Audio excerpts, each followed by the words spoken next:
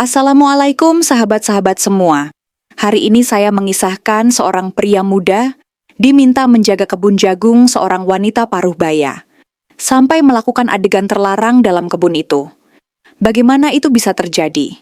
Namun sebelumnya, saya sarankan untuk menuliskan selawat di kolom komentar agar kelak selawat ini bisa menjadi saksi untuk mendapat syafaat di akhirat.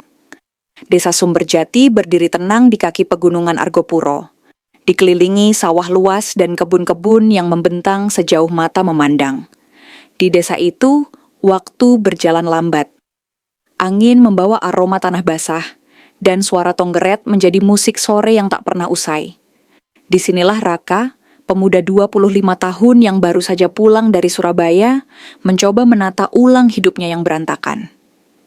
Ia pernah mengejar mimpi di kota kuliah sambil bekerja serabutan, berharap jadi penulis atau setidaknya wartawan. Tapi realita lebih keras dari cerita-cerita yang pernah ia tulis. Satu persatu kegagalan menumpuk, dan akhirnya ia pulang. Kembali ke rumah peninggalan ayahnya yang sudah lama kosong. Tak banyak yang menyambutnya di desa. Hanya tetangga lama dan 1-2 saudara jauh yang masih menyapanya dengan basa-basi. Hingga suatu pagi, ketika ia sedang membersihkan pekarangan rumahnya, seorang perempuan menghampirinya. "Raka, kowe wes bali yo?" Suara itu datang dari balik pagar bambu. Ia menoleh. Seorang wanita berusia sekitar 48 tahun berdiri di sana, mengenakan jarik dan kebaya sederhana. Rambutnya disanggul, kulitnya coklat keemasan, matanya tajam namun menyimpan kelelahan. Ia adalah Busari, janda 2 anak yang dikenal ulet dan tegas. Kebun jagungnya adalah yang terluas di desa, hasil peninggalan suaminya yang meninggal 5 tahun lalu. "Iya Busari," jawab Raka, tersenyum kecil. "Baru 2 minggu ini, mau mulai dari nol lagi." Busari diam sejenak, menatapnya seperti menimbang sesuatu. "Kebunku butuh dijaga, sudah waktunya berbunga. Kalau panennya gagal karena tikus atau pencuri, rugi besar. Tak kasih kamu upah harian, makan juga saya tanggung." Raka mengangguk tanpa pikir panjang. Ia butuh pekerjaan, dan menjaga kebun jagung bukan perkara sulit, setidaknya menurutnya saat itu. Kebun jagung Busari terletak di pinggir desa, berbatasan dengan hutan bambu. Jalan tanah merah menghubungkannya dengan pemukiman, dan di tengah kebun itu berdiri sebuah gubuk kayu kecil tempat Raka biasa berteduh. Tiap pagi, Busari datang membawa sarapan, pecel, nasi jagung, kadang-kadang hanya tempe goreng dan teh panas. Mereka duduk di gubuk, membicarakan cuaca, tanaman, dan masa lalu. Yang tak disangka Raka, Busari ternyata bukan perempuan kaku seperti yang dikira banyak orang. Ia punya selera humor, cerdas, dan kadang berani berbicara hal-hal yang mengejutkan. Raka mulai melihat sisi lain dari sosok yang dulu hanya ia kenal sebagai ibu dari teman SD-nya. Hari-hari berjalan. Di antara barisan jagung yang makin tinggi, tumbuh sesuatu yang lain, lebih liar dari rerumputan liar, lebih hangat dari matahari sore. Pandangan mereka mulai saling bertemu terlalu lama. Tangan kadang bersentuhan saat membagikan nasi bungkus, dan Raka mulai gelisah. Ada sesuatu dalam diri Busari yang tak bisa ia abaikan. Keheningan yang dulu menakutkan kini ia rindukan. Ia merasa dilihat dalam cara yang tak pernah ia alami, bahkan dari gadis-gadis seumurannya di kota. Suatu sore, hujan turun deras.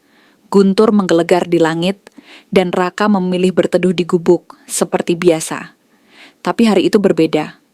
Busari datang terlambat, basah kuyup, membawa payung yang nyaris tak berguna. "Kamu kenapa nggak pulang aja? Udan gede gini," tegurnya. Raka mengangkat bahu. "Saya suka hujan." Busari tertawa pendek, suara tawanya tenggelam dalam suara hujan di atap rumbia. Ia duduk di sebelah Raka, begitu dekat hingga lengan mereka bersentuhan. Dan untuk pertama kalinya, keheningan mereka bukan hanya sunyi, melainkan tegang. Raka menoleh dan Busari menatap balik. Mata mereka saling mencari sesuatu yang tak diucapkan. Dan saat itu juga mereka tahu, apa yang mulai tumbuh di antara mereka bukan sekadar persahabatan. Namun ini desa kecil. Orang bicara lebih cepat dari angin. Dan hubungan seperti ini, antara pemuda dan janda, di tempat terpencil seperti kebun jagung, adalah skandal yang bisa membakar nama baik siapapun. Raka menarik napas panjang. Ia tahu ini salah, tapi tubuhnya tetap duduk di sana. Begitu juga Busari. Dan di balik dinding jagung yang tinggi, di antara desir hujan dan gemuruh langit, langkah pertama menuju sesuatu yang terlarang akhirnya diambil. Hujan malam itu tidak hanya membasahi tanah kebun jagung, ia juga membasahi batas-batas yang selama ini dijaga oleh norma, usia, dan akal sehat. Di dalam gubuk reot yang menghadap deretan jagung tinggi dan pekat, Raka dan Busari telah mengambil langkah pertama ke arah yang mereka sendiri belum bisa pahami sepenuhnya. Tak ada ciuman malam itu. Tak ada kata-kata romantis, hanya diam yang begitu panjang, mata yang saling menahan, dan bahu yang bersentuhan lebih lama dari seharusnya. Tapi keduanya tahu, ada sesuatu dalam keheningan itu yang berubah. Besok paginya, kebun jagung seolah tak tahu apa-apa.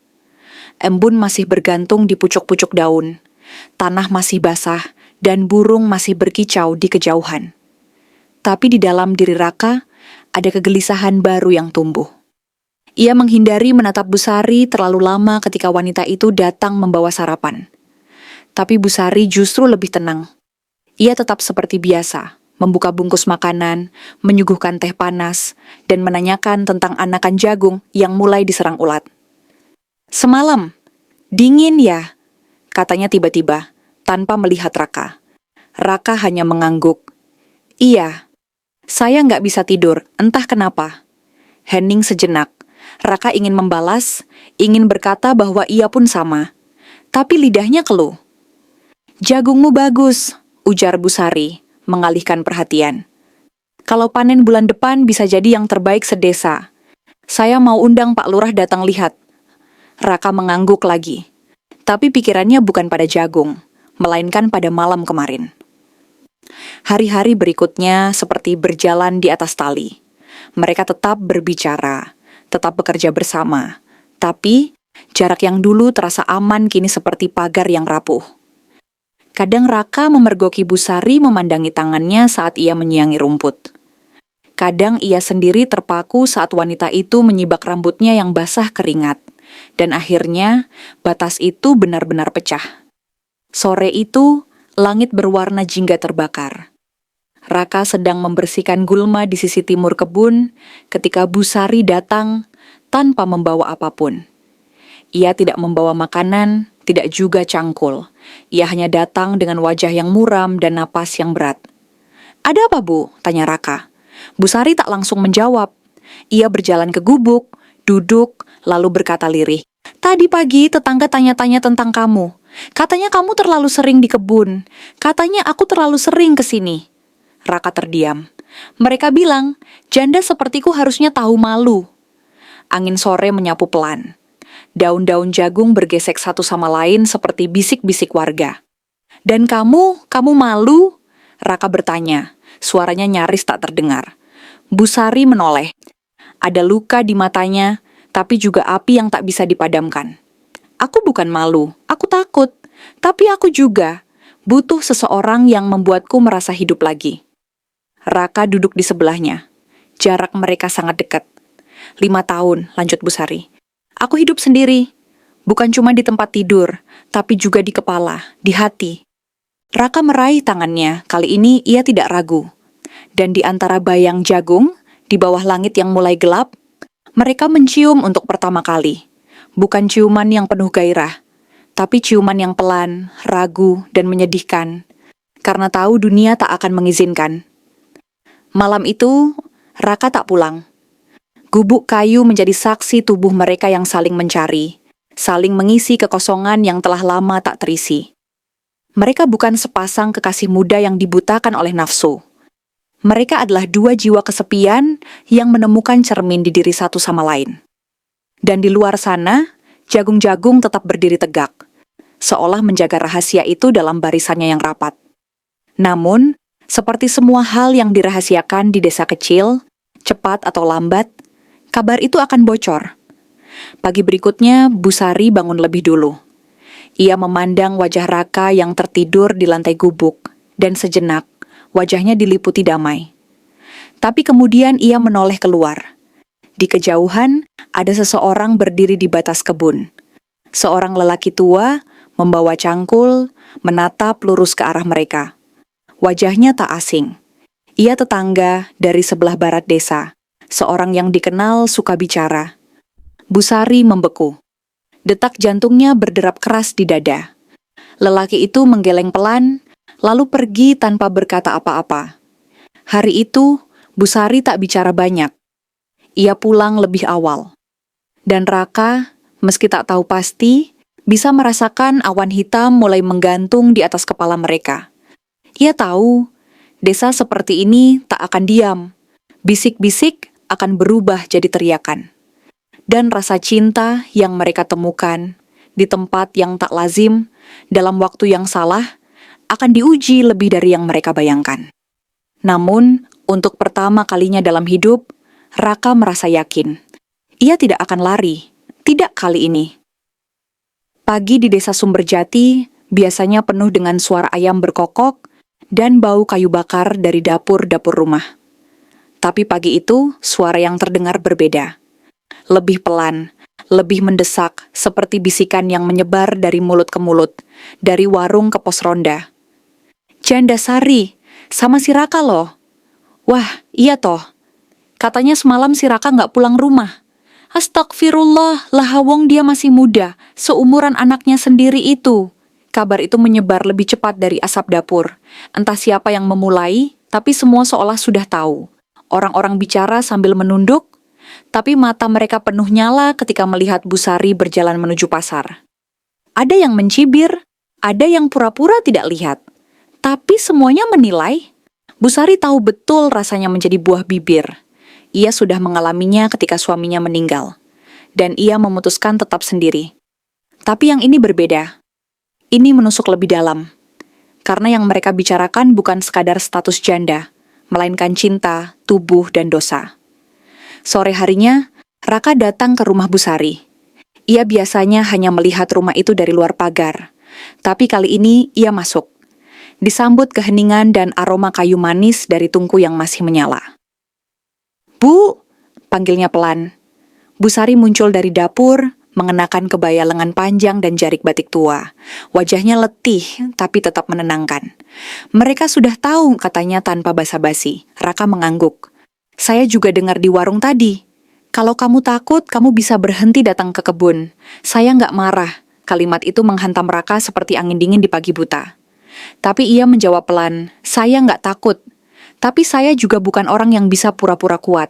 Busari duduk di kursi rotan dekat jendela. Angin sore meniup tirai rendah yang mulai menguning. Mereka akan terus bicara. Akan makin tajam. Mungkin akan datang ke rumah, menuduh, mengusir, ucapnya lirih. Raka menarik kursi, duduk di hadapannya. "Kalaupun begitu, saya tetap di sini, di samping panjenengan." Busari menatap Raka. Dan untuk pertama kalinya sejak hari-hari awal mereka bersama, ia menangis. Bukan karena takut, tapi karena terharu sekaligus marah pada dunia yang begitu cepat menghakimi. Hari-hari berikutnya menjadi semakin berat. Di kebun jagung, Raka bekerja seperti biasa, tapi ia mulai merasakan perbedaan. Tidak ada lagi yang menyapa ketika ia lewat.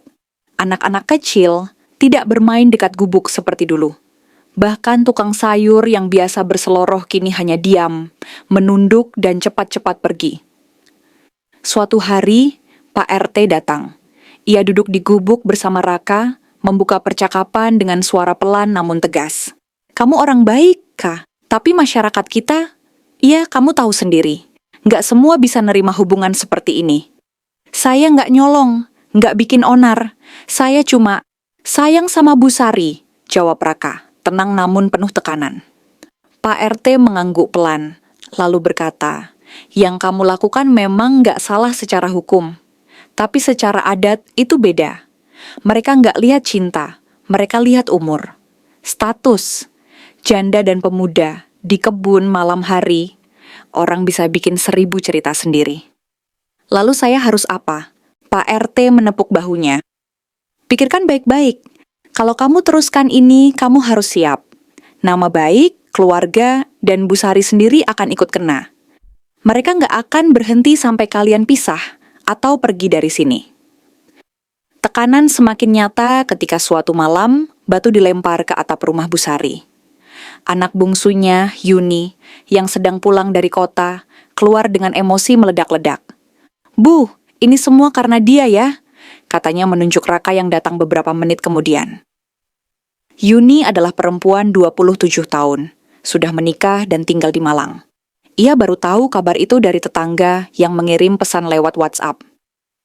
Ia tak percaya ibunya, yang selalu ia hormati, bisa sebodoh itu, katanya.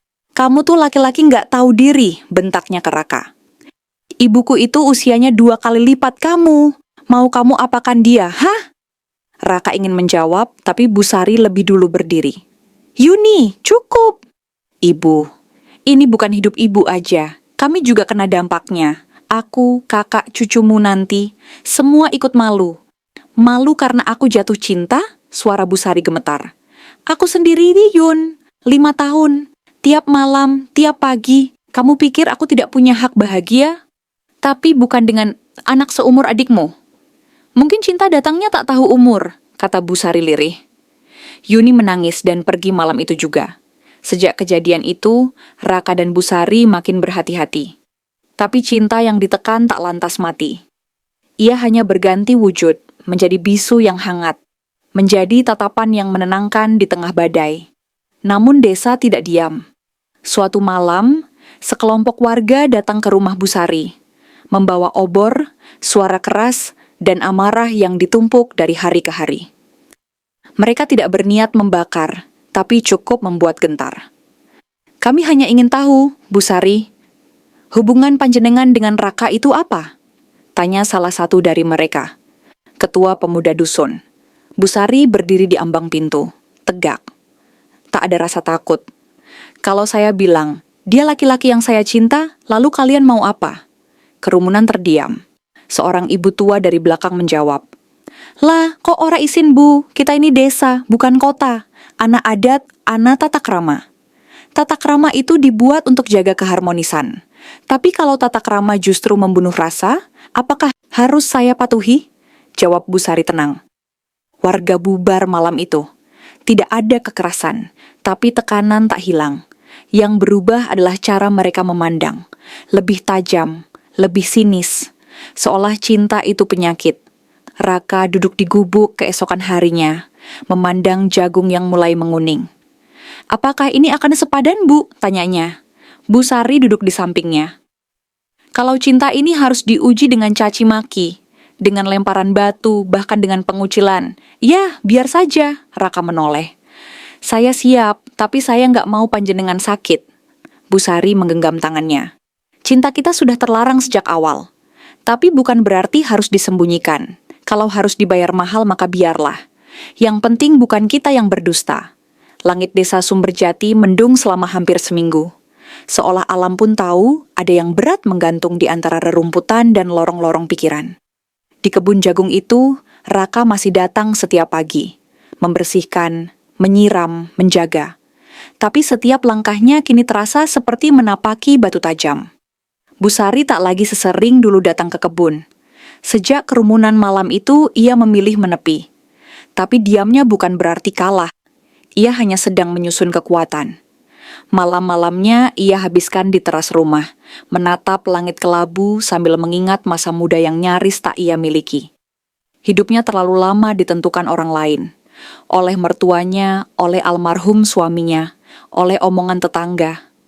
Baru sekarang ia merasa seperti dirinya sendiri. Dan itu justru yang paling ditentang orang-orang. Hari itu, hujan turun deras. Raka tetap datang ke rumah Bu Sari. Pakaiannya basah, rambutnya meneteskan air, tapi matanya bersinar. "Ada apa, Kak?" tanya Bu Sari sambil menyodorkan handuk. "Saya diterima kerja di Banyuwangi, di pabrik pengolahan hasil tani. Mereka suka pengalaman saya ngurus kebun." Bu Sari terdiam. Hatinya remuk separuh, tapi wajahnya tetap tenang. "Itu kabar bagus," katanya pelan. "Kapan mulai?" "Minggu depan."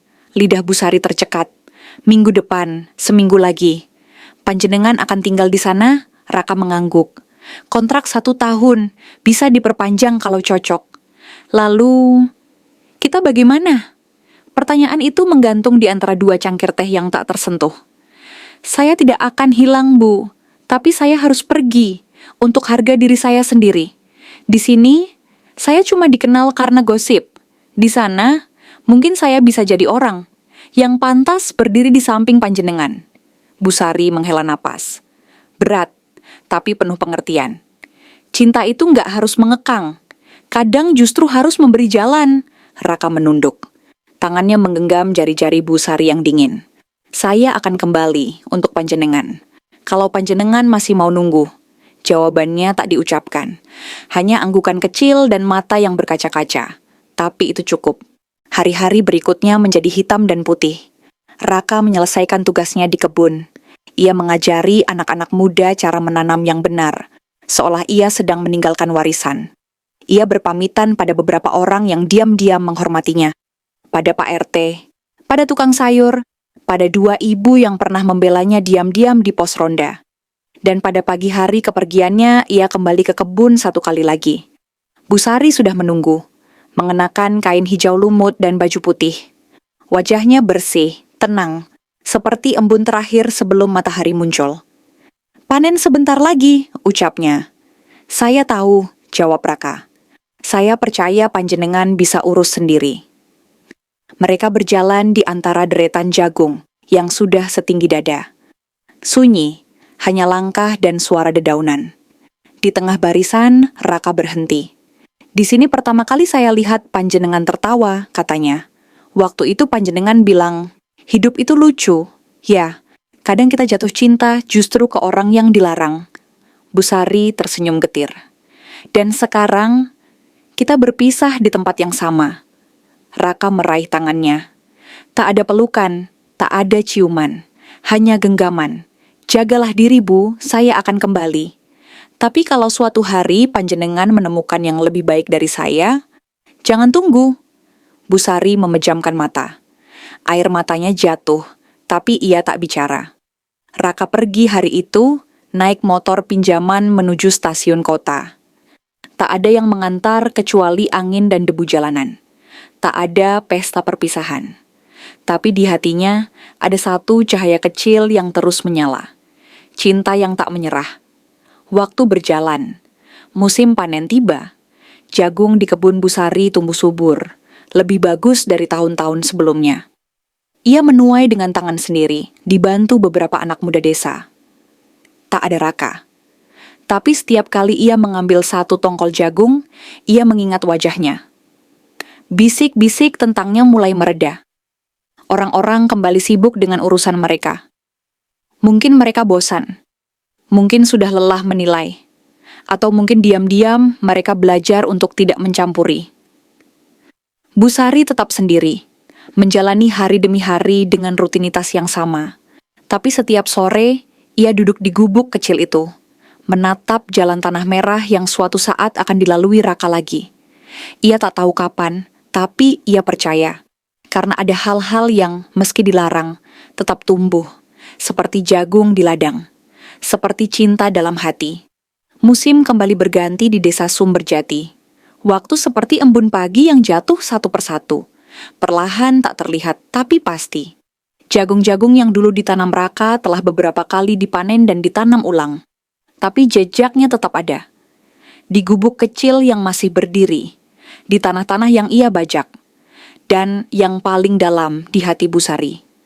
2 tahun sudah berlalu sejak pagi itu, saat Raka pergi dengan motor pinjaman dan janji yang ia sematkan pada genggaman terakhir mereka. Bu Sari tidak pernah mendengar kabar langsung darinya. Sesekali, lewat tukang sayur yang singgah dari kota, ia mendengar bahwa Raka sekarang kerja di pabrik pupuk organik, atau katanya pernah ke Surabaya, ikut pelatihan pertanian. Tapi tak ada surat, tak ada pesan, dan Bu Sari tidak mencarinya. Ia percaya cinta sejati tak tumbuh dari paksaan atau pencarian yang memaksa. Ia memilih diam, menunggu, atau mungkin hanya berharap tanpa berharap. Di rumah, Bu Sari hidup sederhana. Anak-anaknya kini semakin jarang pulang. Yuni sudah pindah ke Jakarta, mengikuti suaminya yang bekerja di kementerian. Sesekali menelepon, tapi hubungan mereka tak lagi dekat seperti dulu. Bukan karena benci, tapi karena waktu telah membuat mereka berjalan di jalan yang berbeda. Yang tetap setia adalah kebun jagung. Setiap musim, Bu Sari tanam sendiri. Ia memang mempekerjakan 2 pemuda desa untuk membantu, tapi semua keputusan tetap di tangannya. Dan yang paling istimewa, ia tak pernah menebang pohon nangka yang tumbuh di pinggir kebun. Tempat pertama kali Raka mengajarinya cara memegang cangkul yang benar. "Panjenengan bukan perempuan biasa, Bu." Suara Raka kadang terngiang di sela suara jangkrik malam. "Panjenengan kuat, lebih dari yang orang pikir." Bu Sari masih memegang kata-kata itu seperti doa. Suatu sore di akhir musim hujan, angin bertiup kencang dari arah barat. Daun jagung berdesir seperti 1000 tangan yang menari. Bu Sari tengah duduk di gubuk, memandangi ladang yang mulai menguning. Lalu suara motor terdengar. Perlahan, tak tergesa, seperti orang yang sedang mencari sesuatu yang hilang. Ia menoleh. Di jalan tanah merah yang membelah sawah, terlihat sosok lelaki muda, lebih dewasa, lebih kurus, tapi senyumnya tak berubah. "Raka," ia turun dari motor. Tidak membawa apapun, kecuali sebuah ransel tua dan wajah penuh kerinduan. "Halo, Bu!" Butuh beberapa detik bagi Bu Sari untuk berdiri. Kakinya gemetar, tapi bukan karena takut. Karena rindu yang menumpuk akhirnya pecah. "Kamu pulang?" Raka tersenyum. "Kalau panjenengan masih mau menerima saya nggak akan pergi lagi." Bu Sari menutup mulutnya. Tangisnya jatuh tak tertahan. Raka mendekat, menggenggam tangannya seperti 2 tahun lalu. Tapi kali ini ia tidak melepaskan. Malam itu mereka duduk berdua di teras rumah. Minum teh jahe, makan singkong goreng, dan saling bercerita. Tentang hidup di kota, tentang kesunyian desa, tentang cinta yang tak pernah mati. "Saya sempat mau kirim surat, Bu, tapi takut malah mengganggu. Saya pikir kalau memang panjenengan lupa, ya saya terima." "Saya nggak pernah lupa," jawab Bu Sari. "Tiap panen saya ingat kamu. Tiap jagung berbunga saya ingat cara kamu mengucap nama saya. Pelan tapi dalam." Raka menunduk. "Saya bukan anak muda yang sama. Sekarang saya tahu, hidup itu bukan cuma soal cinta, tapi keberanian untuk memperjuangkannya." Bu Sari memandang langit malam yang bersih. "Kamu tahu, sekarang orang-orang desa sudah nggak peduli. Mereka sudah punya gosip baru. Mungkin kita terlalu lama menunggu, sampai dunia lupa menilai kita." Mereka tertawa bersama, ringan, tanpa beban. Dan malam itu, di bawah langit Jawa Timur yang bersih, Raka memegang tangan Bu Sari dan berkata, "Kalau panjenengan mau, saya ingin bangun rumah kecil di pinggir kebun, untuk panen bersama, menanam bersama, tua bersama." Bu Sari menatapnya. Senyum mengembang di wajahnya yang mulai keriput tapi tetap memancarkan cahaya. "Rumah kecil?" tanyanya lembut, "dengan gubuk di tengah kebun. Dan tempat tidur dari kayu jati. Kita bisa tanam jagung, cabe, mungkin tomat. Dan setiap sore kita duduk seperti ini, tanpa perlu sembunyi-sembunyi." Bu Sari mengangguk. "Kita tidak muda lagi, tapi mungkin di umur yang seperti ini, kita justru bisa benar-benar hidup." Dan begitulah, ketika jagung kembali berbunga di kebun itu, cinta yang dulu dianggap terlarang tumbuh menjadi kisah yang tak lagi butuh pengakuan. Bukan karena mereka membuktikan apapun pada orang lain, tapi karena mereka memilih satu sama lain, meski harus menunggu, meski sempat pergi. Karena cinta sejati, seperti ladang yang subur, selalu tahu kapan waktunya berbuah.